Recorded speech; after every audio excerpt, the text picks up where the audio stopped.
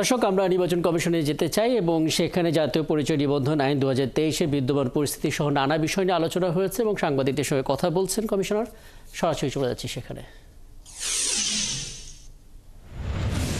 Commission থেকে এরই ধারাবাহিকতায় আজকে কমিশনে এটা নিয়ে আলোচনা হয়েছে। আমরা এখন অফিসিয়ালি কমিশনের সিদ্ধান্ত আকারে আমরা পত্র আলাপ করার সিদ্ধান্ত নিয়েছি।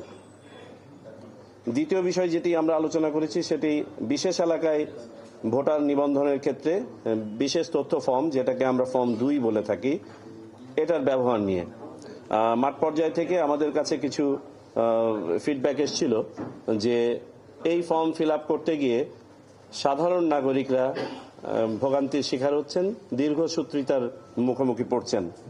এমত অবস্থায় এটাকে সহজীকরণ করা যায় কি না, আমরা নীতিগতভাবে সিদ্ধান্ত নিয়েছি যে এটা আমরা সংশ্লিষ্ট উপকমিটিতে পাঠিয়ে যাচাই করে দেখব এবং এটাকে আরেকটু সহজীকরণ করার সিদ্ধান্ত নেওয়া হয়েছে। তার মধ্যে একটি সিদ্ধান্ত আজকেই দেওয়া হয়েছে, যেমন ক ক্যাটাগরি যারা ছিল, অর্থাৎ মোটামুটি নিশ্চিত যে তারা বাংলাদেশের নাগরিক, তাদের ব্যাপারে আমরা ফর্ম 2 এর রিকোয়ারমেন্টটা উঠিয়ে দিয়েছি।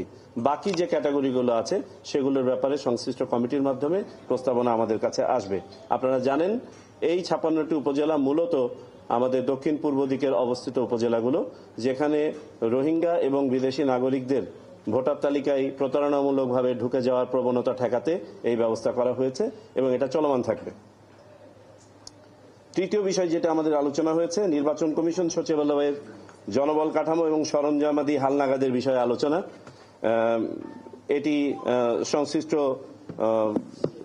অফিসকে কম্প্রিহেন্সিভ প্রস্তাব তৈরি করতে বলা হয়েছে, যেটা আমরা প্রেরণ করব।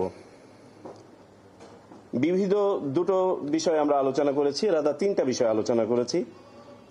ইভিএম যে প্রকল্পটা ছিল সেই প্রকল্প গত জুন মাসে শেষ হয়ে গেলেও এখনো পর্যন্ত পুরোপুরিভাবে ইভিএম টেক ওভার করা হয় নাই ইলেকশন কমিশন কর্তৃক। প্রশিক্ষণ অংশটুকু বাকি ছিল, সেই প্রশিক্ষণ এই সপ্তাহে শেষ হয়েছে। এমত অবস্থায় ইভিএম এর ভবিষ্যতে কি ব্যবহার হবে না হবে সেগুলো আমরা জানি না। আমরা জানি সংস্কার কমিশনের মাধ্যমেও কিছু প্রস্তাবনা এটার ব্যাপারে আসতে পারে। সেটা যাই আসুক না কেন, বর্তমান যে মেশিনগুলো আছে সেগুলোর রক্ষণাবেক্ষণ এবং দায় দায়িত্ব, এটার অপারেশন বুঝে নেওয়ার ব্যাপারে একটা সিদ্ধান্ত হয়েছে যে আমরা জরুরি ভিত্তিতে এটার দায় দায়িত্ব বুঝে নিব, রক্ষণাবেক্ষণ করব, তারপরে ভবিষ্যতে ইভিএম সংক্রান্ত যে সিদ্ধান্ত হবে সেই অনুযায়ী এটা ব্যবহৃত হবে বা হবে না। 20 তারিখ থেকে আপনারা জানেন যে ভোটার তালিকা হালনাগাদ এবং যাচাইকরণ প্রক্রিয়া বাড়ি বাড়ি গিয়ে শুরু হবে। আমরা সিদ্ধান্ত নিয়েছি আনুষ্ঠানিকভাবে ওই দিন আমরা এই কার্যক্রম উদ্বোধন করব। আর সর্বশেষ যে বিষয়টি আলোচনা হয়েছে সেটি হচ্ছে, সাম্প্রতিক সময়ে আপনারা দেখেছেন মাননীয় প্রধান নির্বাচন কমিশনার মহোদয় 2 দিন আগে আপনাদের মিডিয়াতে বলেছেন যে আমরা পত্রপত্রিকার মাধ্যমে দেখতে পাচ্ছি যে কেউ কেউ একই সাথে সকল নির্বাচন করার বা সকল স্থানীয় সরকার নির্বাচন একসাথে করার পক্ষে বিপক্ষে মত দিচ্ছেন।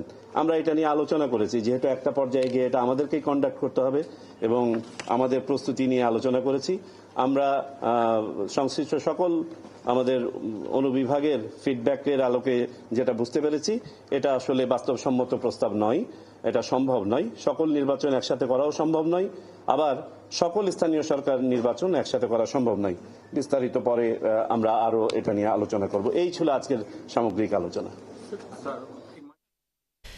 দর্শক, আমরা ছিলাম নির্বাচন কমিশন ভবনে এবং সেখানে কমিশনের বৈঠক শেষে কথা বলছিলেন কমিশনার ব্রিগেডিয়ার জেনারেল অবসরপ্রাপ্ত আবুল ফজল মোহাম্মদ সানাউল্লাহ, এবং নিশ্চয়ই তার বক্তব্যের আরও বিস্তারিত থাকবে আমাদের পরবর্তী সংবাদ সংযোগগুলোতে।